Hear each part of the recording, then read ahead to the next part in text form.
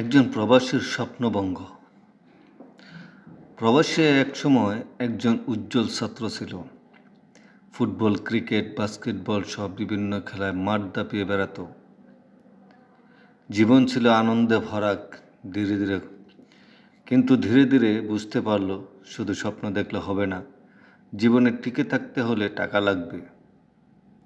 তার পরিবার ছিল গরিব, বাবা ছোটোখাটো চাষাবাদে সংসার চালাতো। প্রবাসী জানতো গ্রামে থেকে কিছুই সম্ভব নয়, তাই ব্যাংক থেকে ঋণ নিয়ে বিদেশে পাড়ি দিল। আশা ছিল কঠোর পরিশ্রম করে একদিন নিজের জীবন গড়ে নেবে। সৌদি আরব, কুয়েত, দুবাই, বাহরাইনের যে কোনো একটি দেশে সে পরিচ্ছন্নতা কর্মী হিসেবে কাজ শুরু করলো। প্রতিদিন সকাল থেকে রাত পর্যন্ত পরিশ্রম করত। রোদে পোড়া গায়ের ঘাম শুকানোর সময়ও পেত না। কঠোর পরিশ্রম করেও স্বপ্নের পথে এগিয়ে যাচ্ছিল। কিন্তু একদিন তার জীবন কালো ছায়া নেমে এলো। তার সুপারভাইজার ছিল দুর্নীতিবাজ, অন্যায়ভাবে বেতন কাটত, ঘুষ খেত, শ্রমিকদের সাথে খারাপ আচরণ করত। প্রবাসী প্রতিবাদ করতে গিয়েও পারত না, কারণ তাকে বারবার দেশে ফেরত পাঠানোর হুমকি দেওয়া হতো।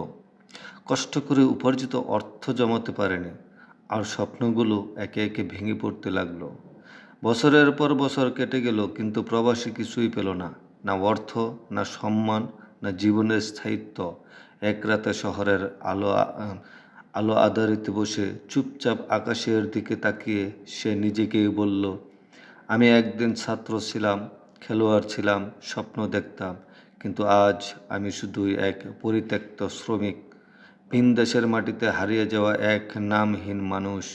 এরই নাম প্রবাস, এরই নাম প্রবাসী।